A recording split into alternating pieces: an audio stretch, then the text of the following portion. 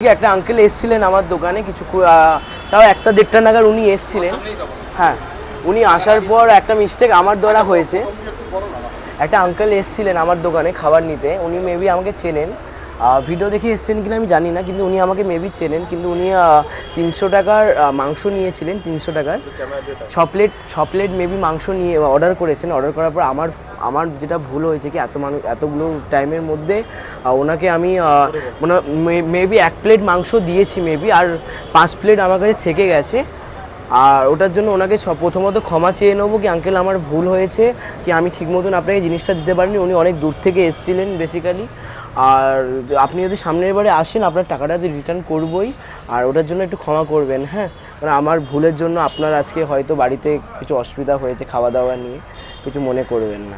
এটা আমি বললাম এটা একটু আপনারাও বলবেন, কারণ একার দ্বারা হ্যান্ডেল করছি এবং মাংসটা থেকে গেছে আমি আর দেখিনি। ওনাকে আলাদা একটা কালো প্লাস্টিকের মধ্যে 1 পিস মাংসটাকে 5 প্লেটের ভেবে আমি প্যাক করে দিয়ে দিয়েছি। তো ফাইনালি কিন্তু অনেক ঘন্টার পর ঘন্টা ওয়েট করার পরে কিন্তু ভাইয়ের টাইম ফ্রি হয়েছে। ভাই যাই হোক, এটা স্বাভাবিক, কারণ ভাইয়ের একা হাতে বাজার, রান্না, লোককে খাওয়ানো সব কিছু ভাইয়ের একার হাতে চলে। তো ভাইয়ের সময় দিতে পারবে না, আমাদের সময় দিতে গেলে ডেলি কাস্টমাররা বিরক্ত হচ্ছে।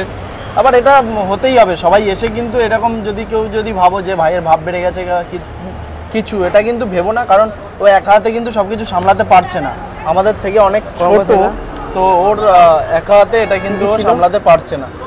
তো আর পরে কিছু ভাত ছিল না, পরে 2 টাকা ছোলার ডালে বড়া ফোড়া ছিল কি ছিল না, 40 টাকা।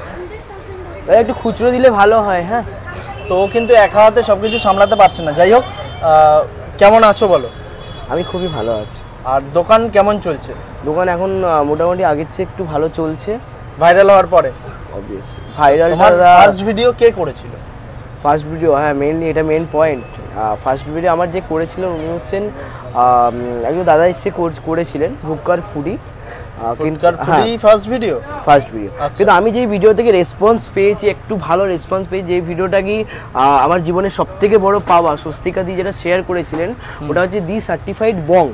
আচ্ছা, যে দাদা দিদি এসেছিলেন, যে চ্যানেলটা ওনাদের, উনি যে এত সুন্দর ফেসবুক পেজে একটা লিখেছিলেন আমার বিষয়ে, উনি পোস্ট করেছিলেন, যেটা ভালো জিনিসই লিখেছেন। উনি একটা কথা বলেছিলেন, আমরা তো অনেক কিছুকে ভাইরাল করেছি, অনেক কিছুকেই তুলে ধরেছি, সাগরকে তুলে ধরাও দরকার।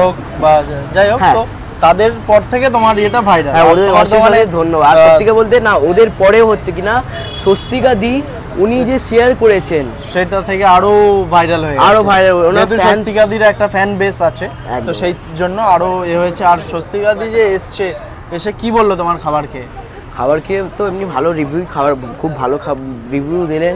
আমার যেটা সব থেকে ভালো লেগেছে কি স্বস্তিকা দির আমার ছোলার ডালের বড়াটা খুব ভালো লেগেছে, মাছ ছোলার ডালের বড়াটা। আর ভাইয়ের ছোলার ডালের বড়া কিন্তু একদম ভাইরাল হয়ে গেছে, তাই তো? হ্যাঁ, স্বস্তিকা দি খেয়ে যখন বলেছে ফাটাফাটি, তো সবাই একটা বুঝতেই পারছো। তারপর হয়ে গেল হচ্ছে 130